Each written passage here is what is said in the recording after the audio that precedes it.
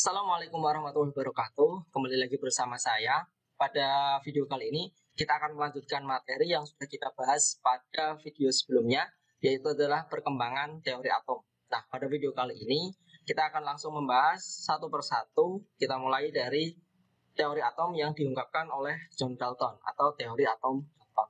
Nah, Dalton ini mengungkapkan teori atomnya ini adalah berdasarkan data eksperimen. Nah, ada dua eksperimen penting yang menginspirasi Dalton untuk mengungkapkan teori atomnya. Yang pertama adalah eksperimen hukum kekekalan massa oleh Antoine Lavoisier. Nah, pada tahun-tahun sebelumnya, orang masih penasaran ketika membakar sebuah logam dipanaskan. Setelah ditimbang, massa logam yang dipanaskan itu atau oksida logam itu ternyata lebih besar daripada massa logam sebelum dipanaskan. Nah, Antoine Lavoisier membuat sebuah percobaan, di mana percobaannya adalah membakar sebuah logam cair, yaitu adalah raksa, pada tabung tertutup. Nah, ternyata setelah dibakar itu, oksida raksa yang dihasilkan, massanya itu adalah sama dengan massa raksa dan udara sebelum reaksi. Dari hasil ini, Lavoisier mengungkapkan sebuah hukum yang disebut hukum kekekalan massa, bahwa massa zat-zat sebelum dan sesudah reaksi selalu tetap. Kemudian ilmuwan satunya yang menginspirasi Dalton adalah Joseph Proust. Nah, Proust ini melakukan percobaan mereaksikan berbagai macam zat, dan ternyata dihasilkan bahwa ketika zat-zat itu bereaksi, perbandingan massa zatnya di dalam sebuah senyawa itu selalu tetap. Hal ini didasarkan atas percobaan antara besi dan belerang. Berapapun massa besi dan belerang yang digunakan, ternyata perbandingan massa besi dan massa belerang yang bereaksi untuk menghasilkan besi sulfida atau FeS itu adalah selalu 7:4.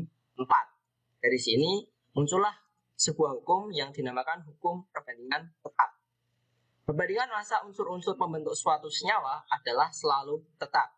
Dari dua hukum ini yang diungkapkan oleh Lavoisier dan Proust, Dalton melakukan banyak eksperimen sampai akhirnya dia menemukan sebuah kesimpulan, dan kesimpulannya berhubungan dengan atom.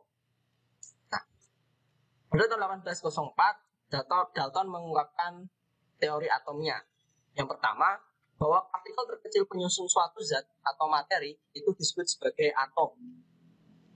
Contohnya adalah sebuah bongkahan kubus karbon seperti ini ya.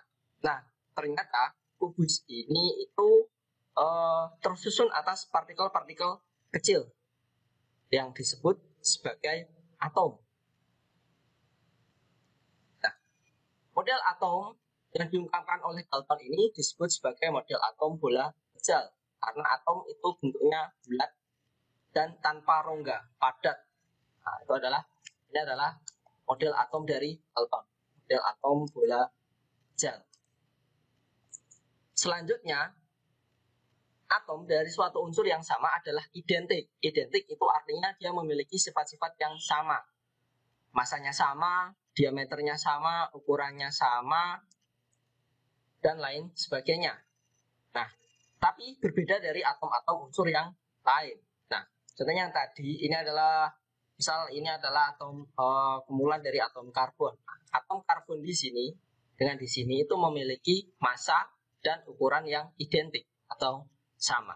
Tapi dia akan berbeda dengan atom-atom unsur lain. Nah, misal ini.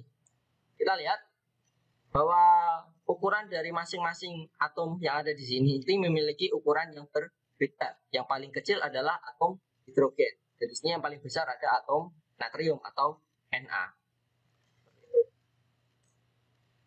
Postulat yang ketiga atau teori yang ketiga adalah senyawa kimia adalah gabungan atom dari dua unsur atau lebih. Jadi ketika ada dua unsur atau lebih bereaksi, akan membentuk yang namanya senyawa kimia.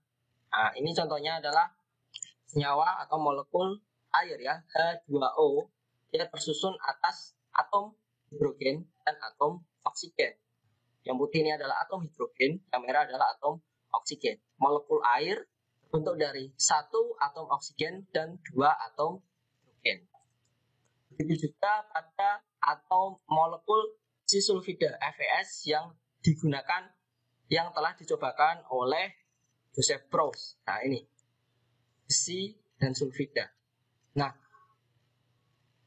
gabungan dari dua unsur atau lebih ini membentuk suatu senyawa itu memiliki perbandingan massa yang tetap.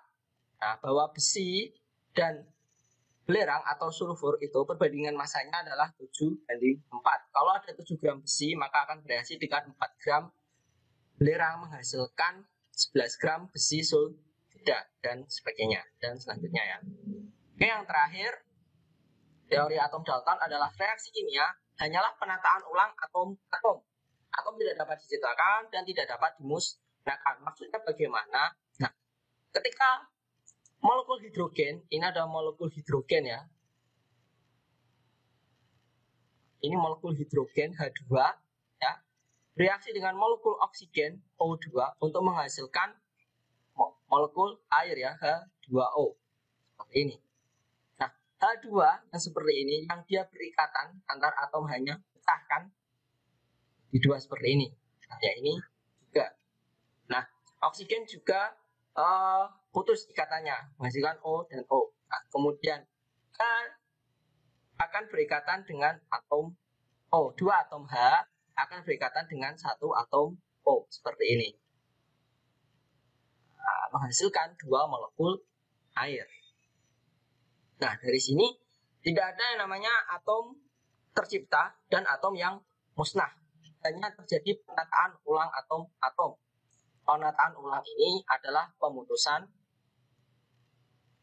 dan pembentukan ikatan seperti itu. Nah, ini kan ini nanti akan menjadi satu molekul air, yang ini juga akan menjadi satu molekul air yang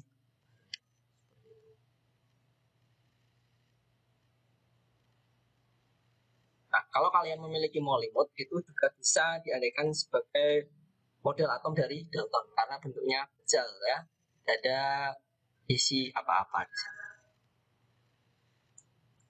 Oke, ini adalah salah satu sumbangsih dari Dalton menuliskan lambang dari unsur-unsur. Seperti itu ada hidrogen, azot untuk nitrogen, karbon, ada oksigen dan lain sebagainya. Karena dulu belum ada sistem yang pasti untuk menuliskan lambang. Nah, oke, terima kasih. Itu adalah teori atom dari John Dalton. Selanjutnya kita akan membahas teori atom dari Thomson dan penemuan partikel subatomik yang pertama, yaitu adalah elektron. Terima kasih, sampai jumpa pada video berikutnya.